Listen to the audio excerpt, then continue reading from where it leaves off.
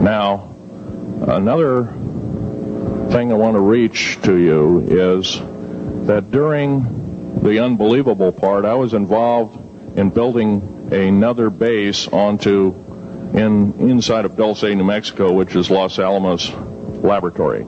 It's a biological laboratory. On the southwest part of the Archuleta Mesa, we built an underground facility, a better part of 3 cubic miles hollowed out underground.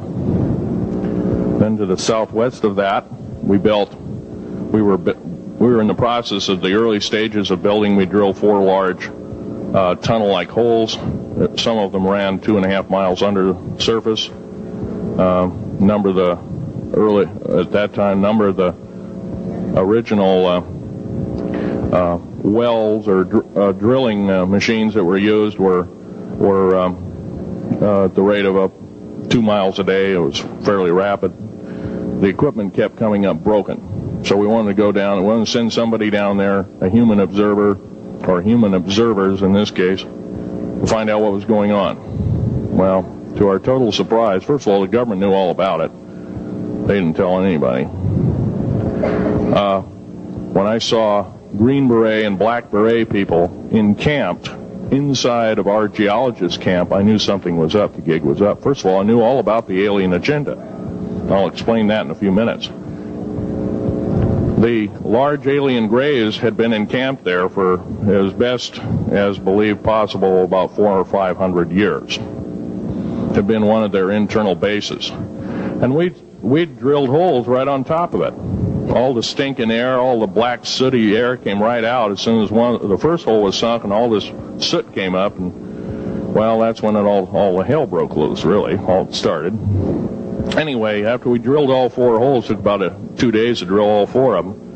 And when you build a underground base, you drill 4 basic holes, and then you build called stopes or cross-member holes across, and then you use blasting equipment, special blasting equipment by the analyzation of the rock formation, and you literally blast out or tunnel out or deflagrate or melt rock out to build the large rooms that are required for this underground base. Well, in this process, I was lowered down the basket of one of these holes, and about from me to this elderly woman here in the front was sitting a 7-foot-tall alien gray.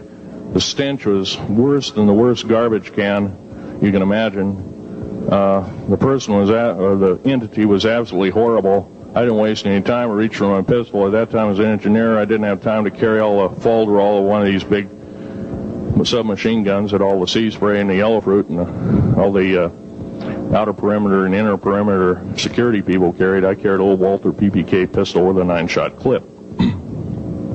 This was in late August of 1979. Now, you got a regular suit of clothes, you got a regular clothes on, plus you're in almost like a spacesuit environment, and you're reaching for a gun.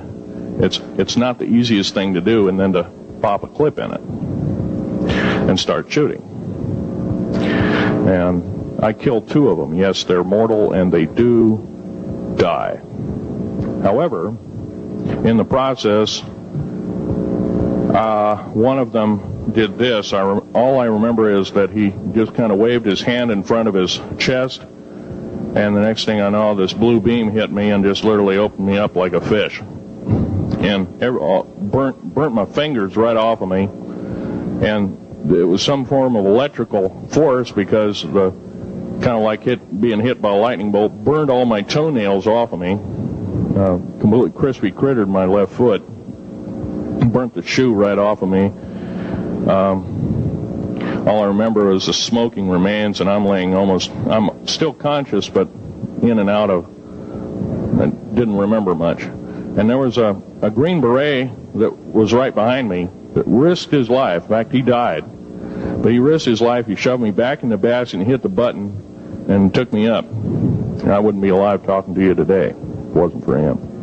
I'm forever indebted. He lost his life. 66 Secret Service agents, Green Berets, Black Berets, crack troops lost their lives because the government, our United States government, lied did not tell us anything about the alien threat.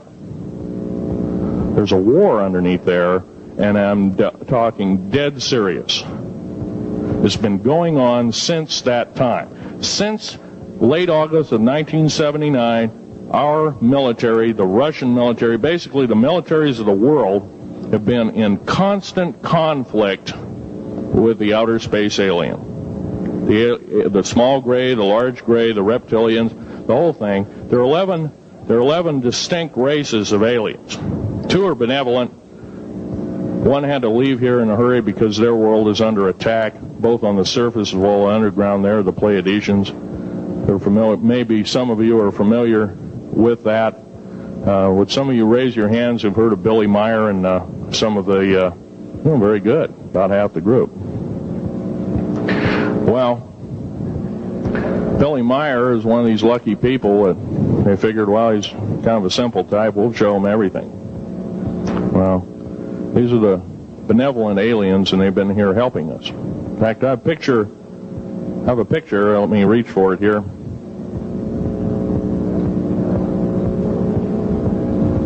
I have a picture of one of the aliens been working for the United States Pentagon for the last 58 years. His name is Val Valiant Thor. He's right here. There's my father in the background.